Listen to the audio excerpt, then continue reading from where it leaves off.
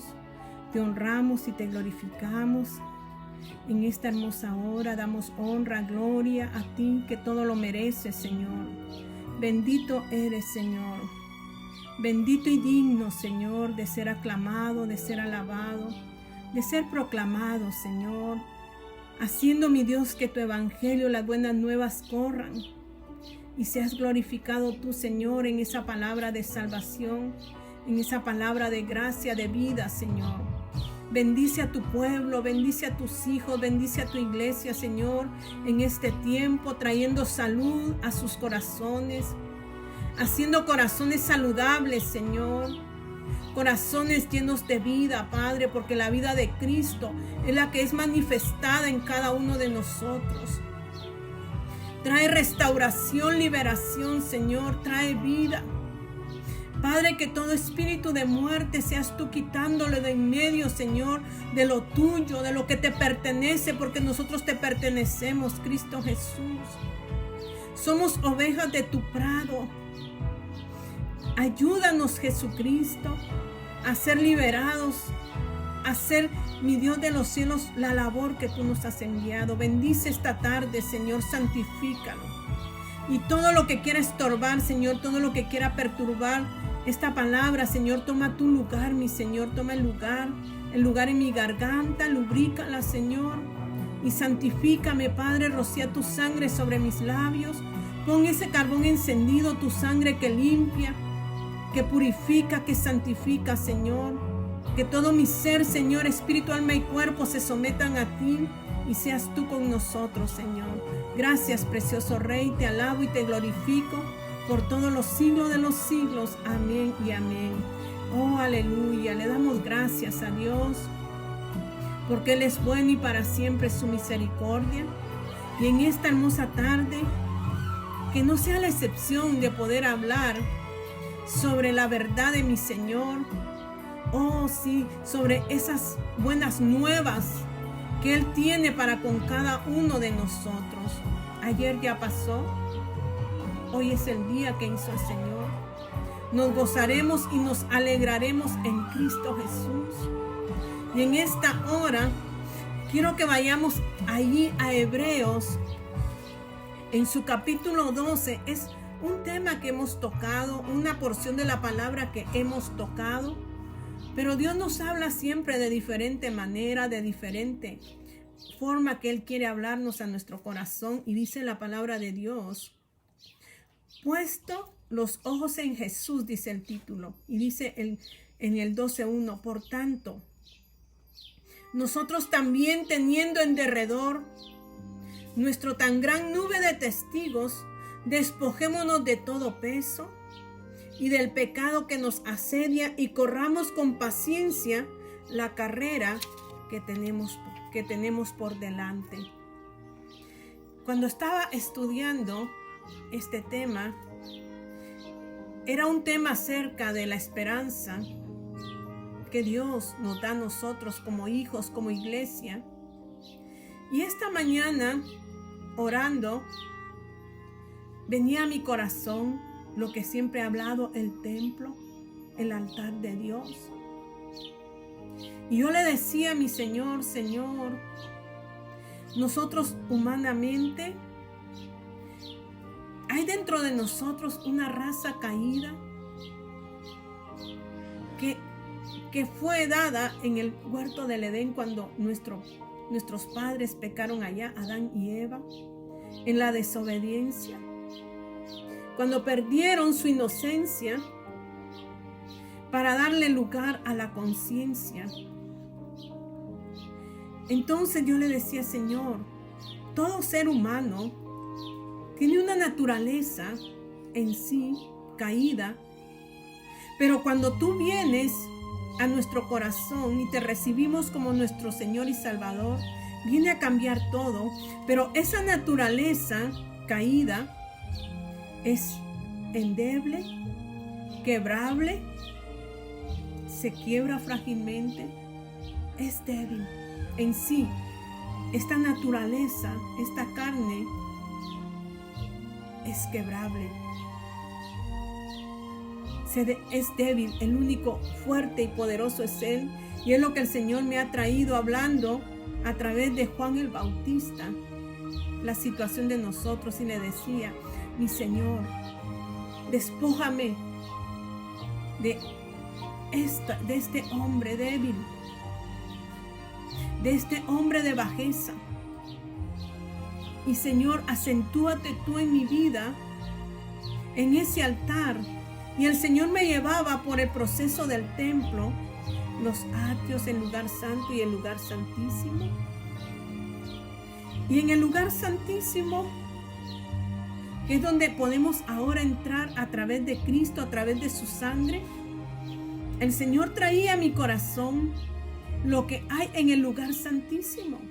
Yo le decía: Señor, habita en mi corazón, toma lugar en mi corazón, y que mi naturaleza, Señor, se desvanezca y tu poder se establezca en mí. Ahí, mi Dios, en el lugar santo, ahí estaba la vara de Aarón, ahí estaba el maná, ahí estaban las leyes. Y le decía: Señor, haz que en mi corazón habite esas leyes, Señor, esos mandatos que tú expusiste en tu palabra, que llegue a formarse en mi corazón, porque tú habitas ahora allí dentro de mi corazón. Esa vara de Aarón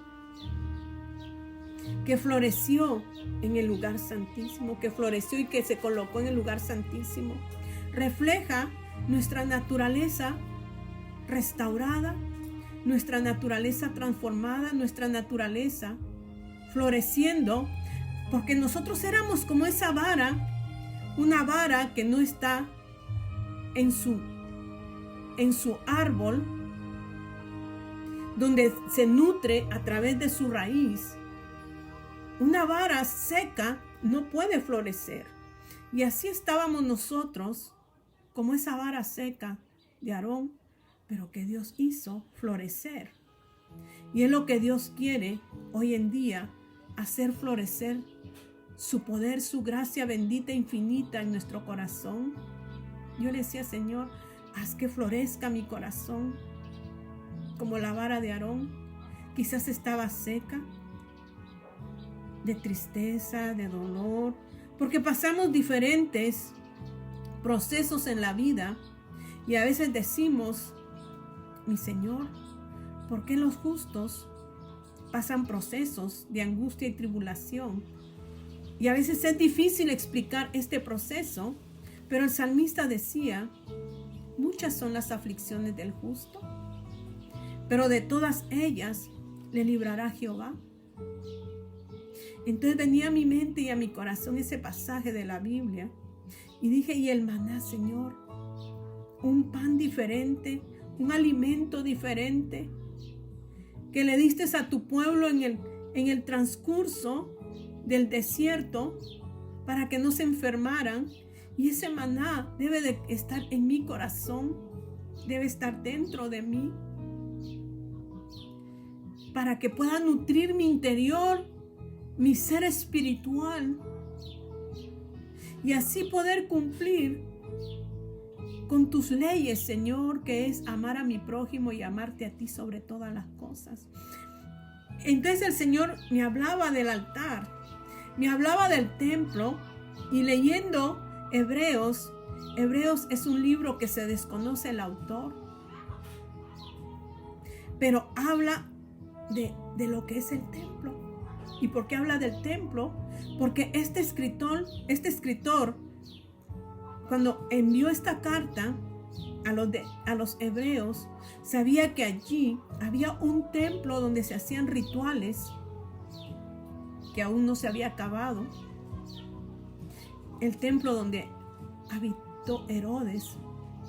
Pero esta iglesia, cuando conoció a Dios, dejó de hacer sus ritos naturales y empezó a enfocarse en una sola persona, en la persona de Cristo. Pero entonces ahora este escritor o este siervo lleno del Espíritu, que escribe el libro de Hebreos, habla mucho del templo, habla mucho del altar, habla mucho del sacrificio que hizo Jesucristo. Y aquí leyendo y estudiando esto, el 12 me lleva al recorrido de Hebreos. Y si ustedes van atrasito, en el capítulo 11 nos habla de la fe. ¿Y por qué hablaba el libro de Hebreos de la fe en su capítulo 11? Y eso es bueno entenderlo. Y dice, es pues la fe, la certeza de lo que se espera, la convicción de lo que no se ve. Porque aquel que entra al reino de Dios, que entra al lugar santo, al lugar santísimo, ya no es igual. Porque ha creído, porque ha puesto sus ojos en el autor y consumador de la fe. Él empieza a caminar en la fe. Y por eso este libro, o esta carta, o esta epístola, habla en el 11 de los hombres de la fe. Pero hay una parte en el 11:6 que dice, pero sin fe es imposible agradar a Dios, porque es necesario que el que se acerca a Dios crea que le hay y que es galardonador de los que le buscan.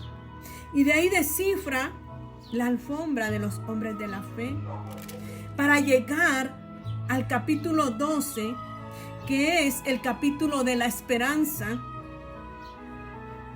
El capítulo 11 es el capítulo de la fe, pero el capítulo 12 es el capítulo que habla en la palabra de Dios de la esperanza. Que aquellos que han creído hay una esperanza. Y el 13 nos habla, ese capítulo nos habla del amor. Entonces ahora mi centro es el 12 y vamos a leer, dice, por tanto nosotros, ¿quiénes? Los que tuvimos fe, pusimos nuestros ojos en el autor. Como dice ahí, fe es la certeza, es la seguridad de lo que espera. Esperar es esperanza.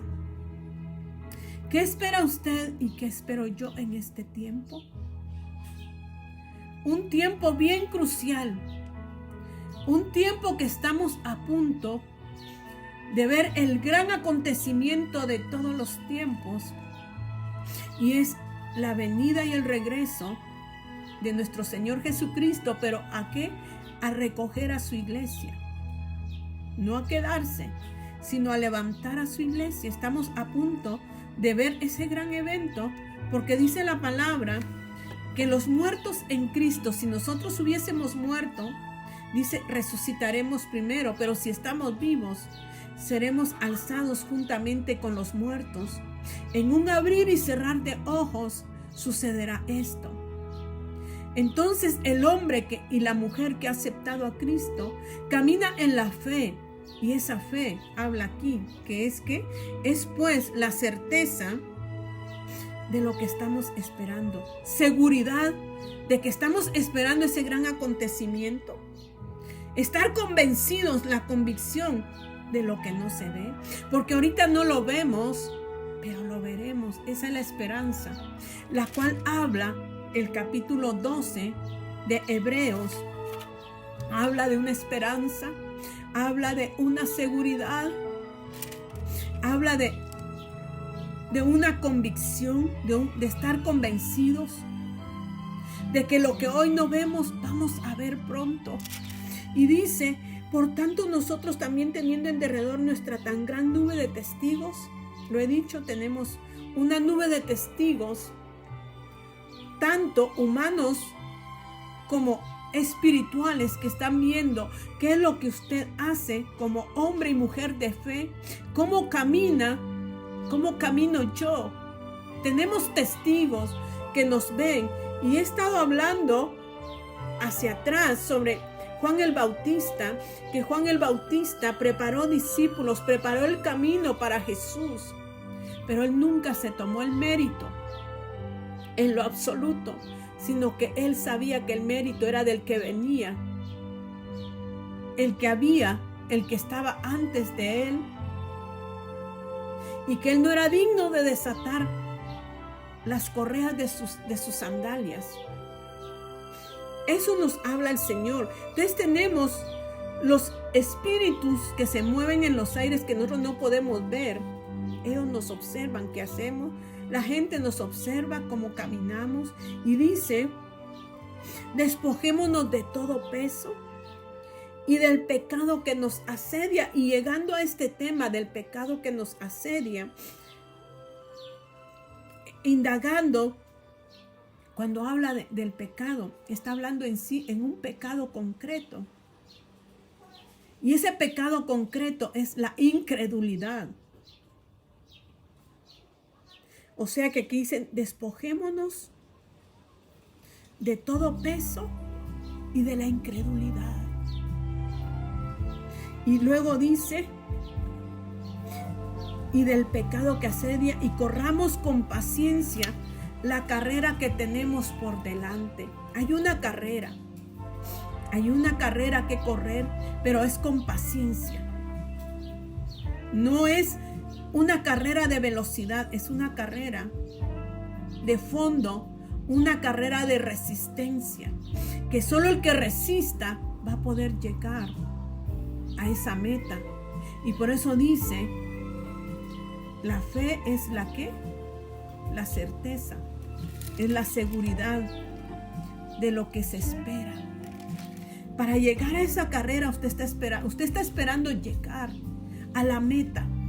Y la meta en sí es Cristo Jesús.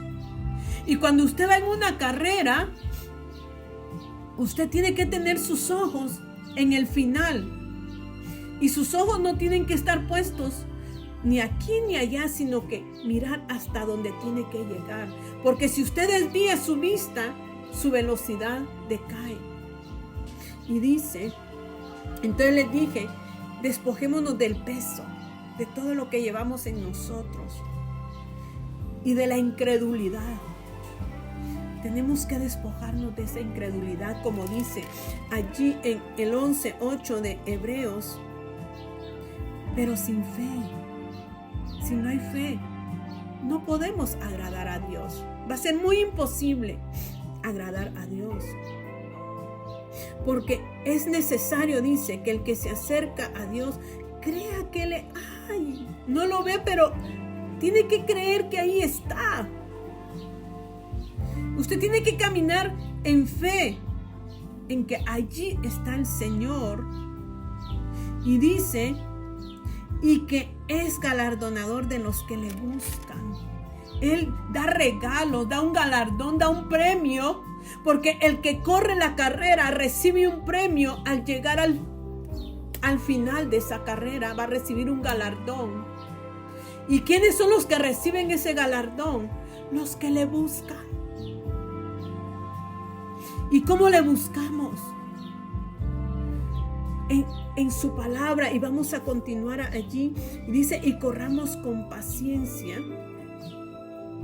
la carrera que tenemos por delante. Cuando usted en su corazón hay incredulidad, eso le va a impedir a usted llegar a donde tiene que llegar. Si usted no tiene fe, si usted no cree, usted va a encontrar muchos obstáculos en su camino. Le va a impedir mucho.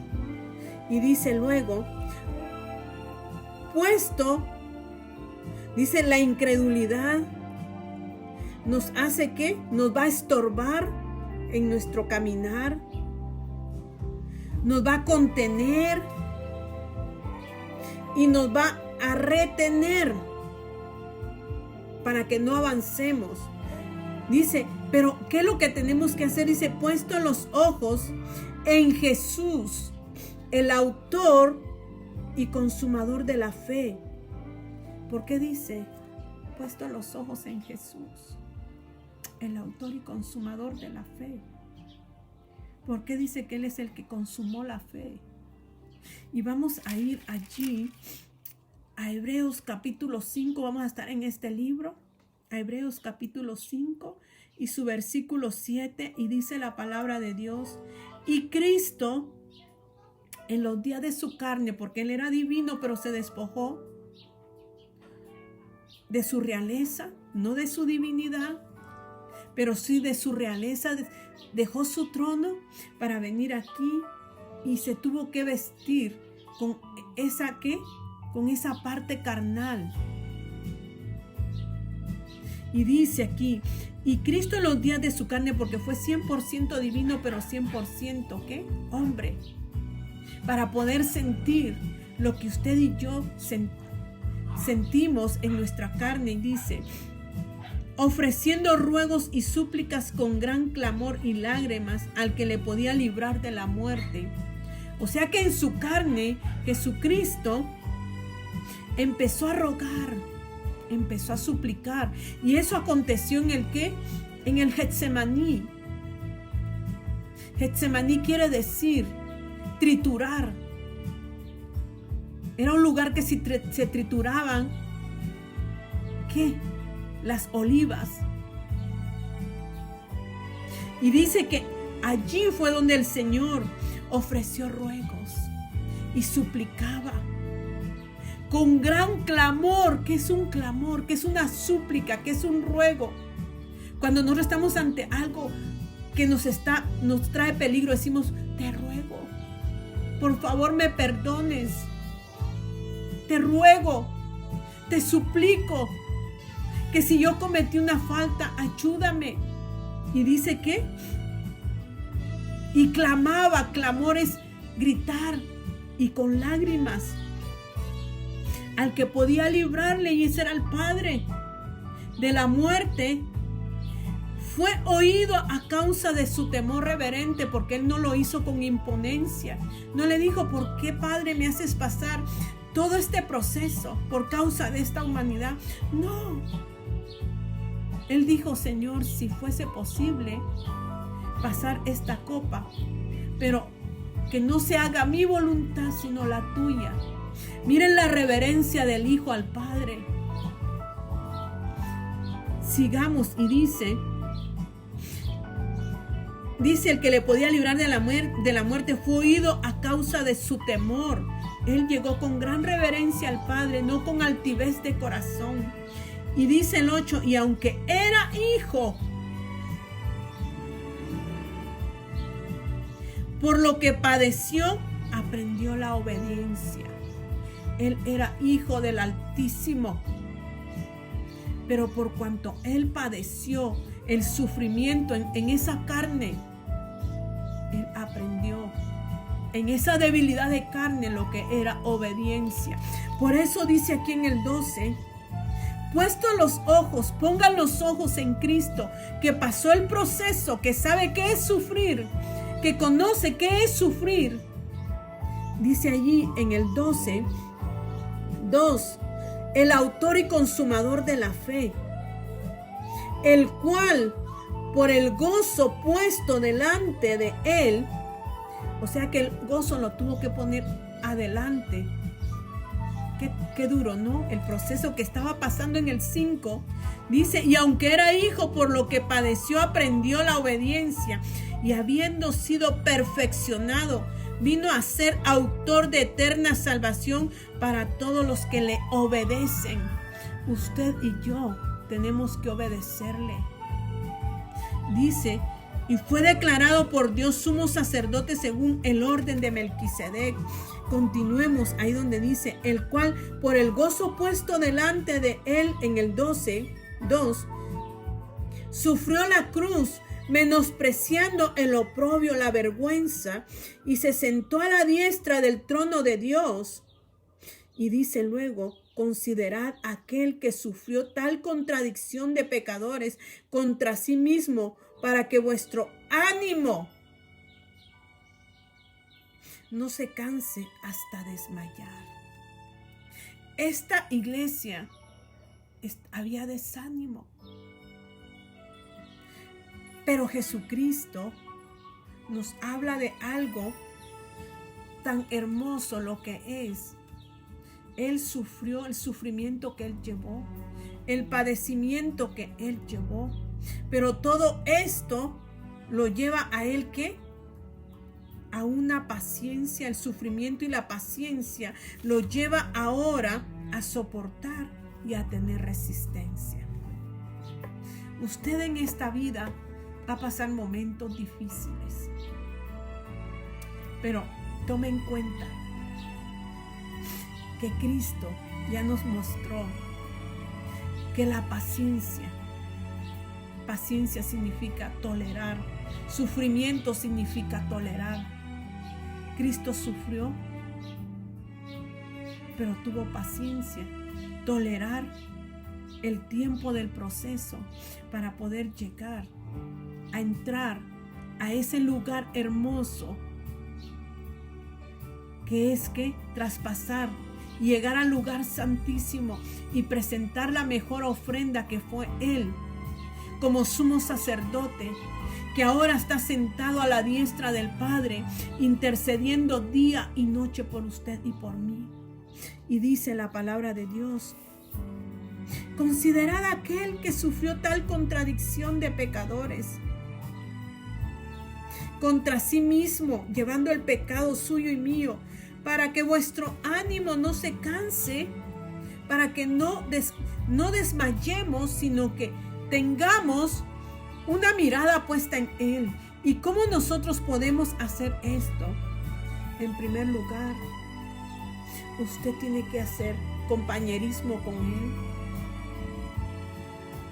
Compañero es aquel que camina con usted en todo momento. Tener intimidad con Él. Y sabe una cosa, que la palabra de Dios, esta palabra es la que nos lleva a Cristo.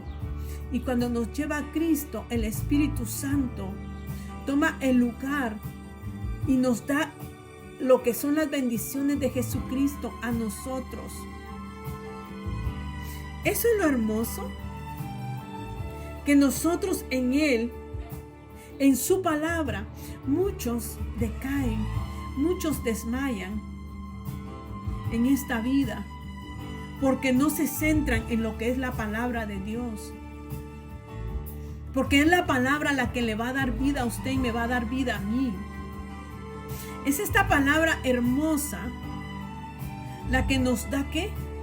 Lo que Dios quiere darnos, y es vida eterna. Pero cuando nosotros no leemos la palabra de Dios, va a ser difícil correr esta carrera. Va a ser muy difícil llegar a la meta. Va a ser muy difícil que haya esperanza en usted, porque la esperanza está puesta en esta palabra, que es la verdad. Vienen tiempos difíciles en que vendrán muchos engañadores, pero si usted está aferrado a la palabra y usted lee la palabra, nadie lo va a engañar.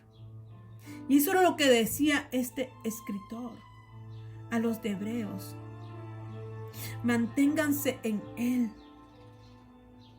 no desvíen su mirada de Él, porque solo Él los puede llevar al triunfo, a la victoria. Pero si quitan su mirada de esta palabra que es viva y eficaz, va a ser muy difícil, porque esta palabra nos confronta, esta palabra nos da vida, esta palabra nos hace renacer de nuevo, nos hace vivir de nuevo, nos hace tomar un entorno diferente de nuestra manera de vivir. Solo la palabra de Dios cambia. Solo esa palabra puede cambiarle a usted y puede cambiarme a mí. Porque necesitamos aferrarnos a esta palabra preciosa y hermosa que está trayendo vida. Y esa vida la da Cristo Jesús. Iglesia, no desmayemos. No nos confiemos tampoco en nosotros, en nuestras fuerzas, porque nuestras fuerzas tienen que estar puestas en Él. Esa es la esperanza de gloria. Esa es la única esperanza que nos va a llevar al final de esta carrera. Cristo es nuestra esperanza y nos dice que dejemos a un lado la incredulidad y que le creamos a Él, que Él es verdad, que Él es el todo. Y vamos a ir ahí mismo a Hebreos capítulo 6. Y dice la palabra de Dios. En el 6:18 dice: para que por dos cosas inmutables, en las cuales es imposible que Dios mienta. Si Dios te ha dado una promesa, Dios no va a mentirte, porque Él no miente, porque Él es verdad. Dice, es imposible que Dios mienta. Tengamos un fortísimo consuelo. Dice, los que hemos acudido, tenemos que tener un consuelo, un fortísimo consuelo, los que hemos acudido y nos hemos aferrado a que lo veremos, que es la esperanza que dice ahí, de la esperanza puesta delante de nosotros. Esa esperanza es Cristo. Y dice el 19, la esperanza en la cual tenemos como segura y firme ancla del alma. La esperanza es nuestra ancla. Y es lo que dice Hebreos 11. Fe es la certeza de lo que se espera, la convicción de lo que no se ve. Esa es nuestra esperanza, es nuestra ancla. Estamos anclados, no nos movemos de esa fe inamovible, de esa fe verdadera. Tenemos que asirnos de esa esperanza que habla Hebreos 12 y dice aquí, la cual tenemos como segura y firme ancla del alma, porque es su alma la que necesita salvación. No es su cuerpo físico, es su alma la eterna, es su alma la que tiene que heredar la vida eterna. Es su corazón donde está Cristo, donde está el maná, donde está la vara de Aarón, donde están las tablas de la ley. Es ahí donde tiene que estar esa esperanza, la cual dice, tenemos como segura y firme ancla del alma y que penetra hasta dentro del velo. Hasta dentro del velo es traspasar la carne, porque el velo que cubría el lugar santo del Santísimo dice que era grueso. Y eso fue lo que rasgó Cristo en la cruz del Calvario al dar su vida y al ver pasado el proceso de Hebreos 5.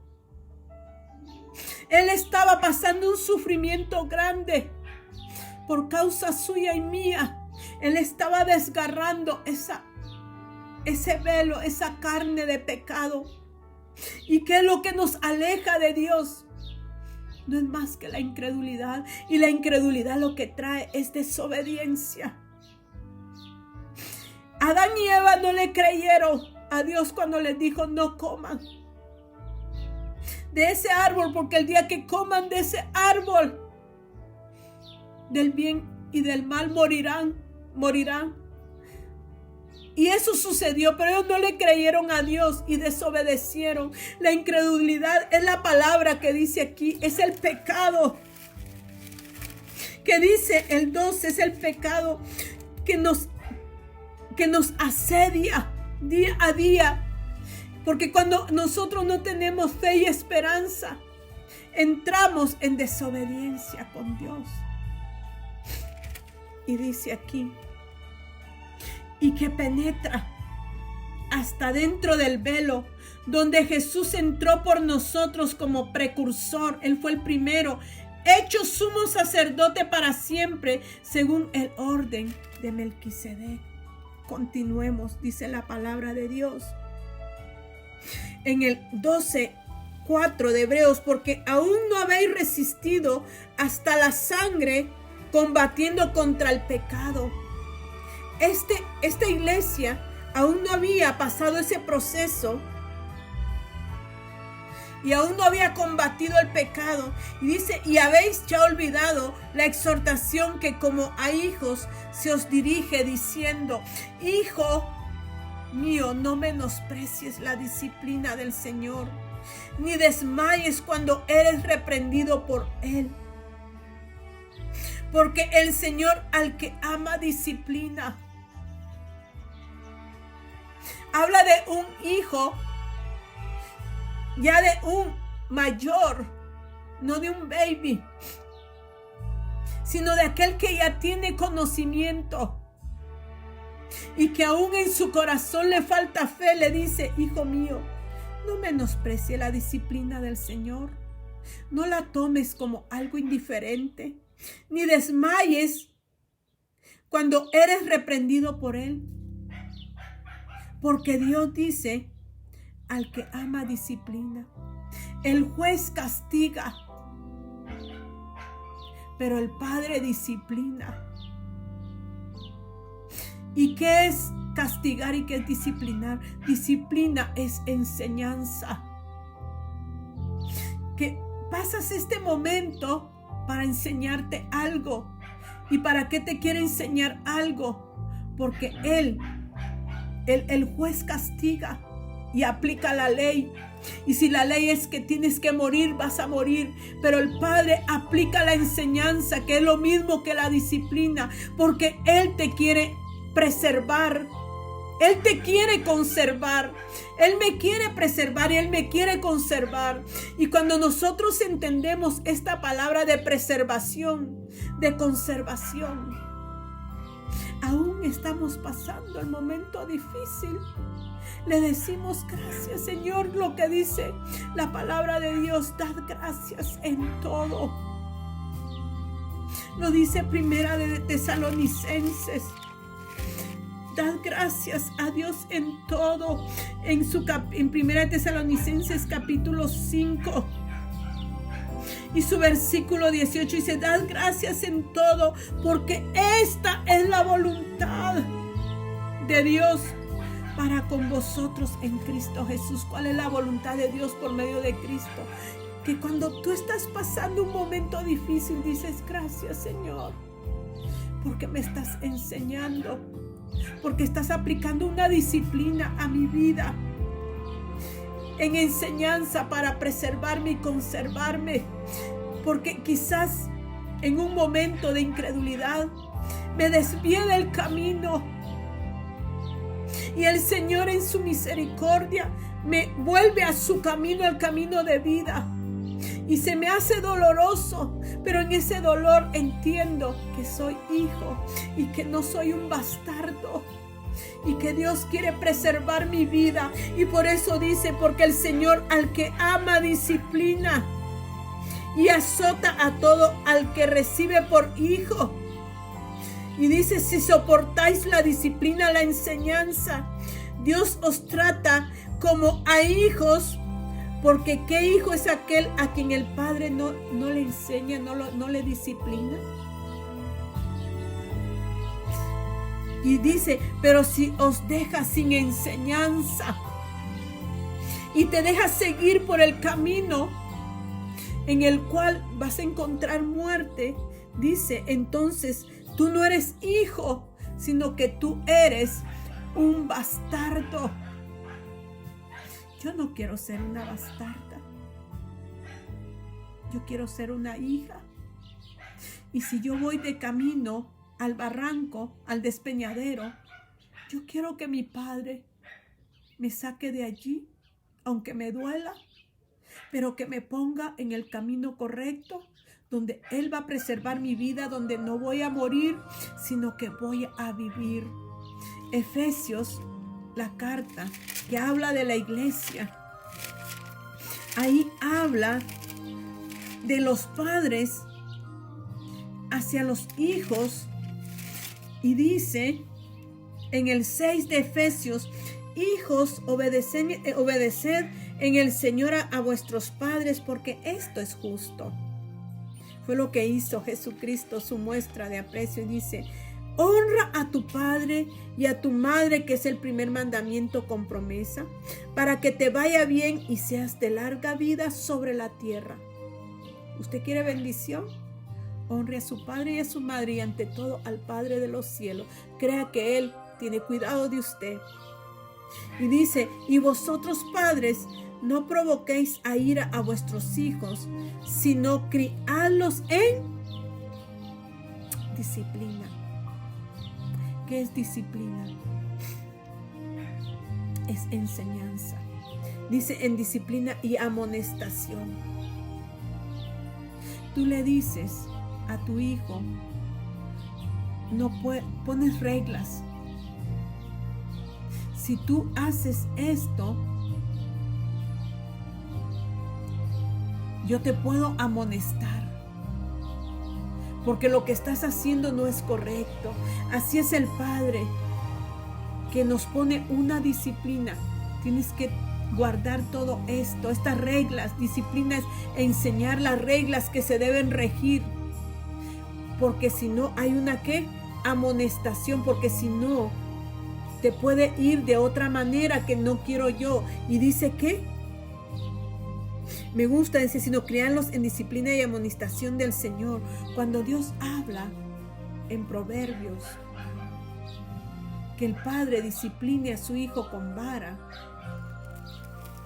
no está hablando de una vara,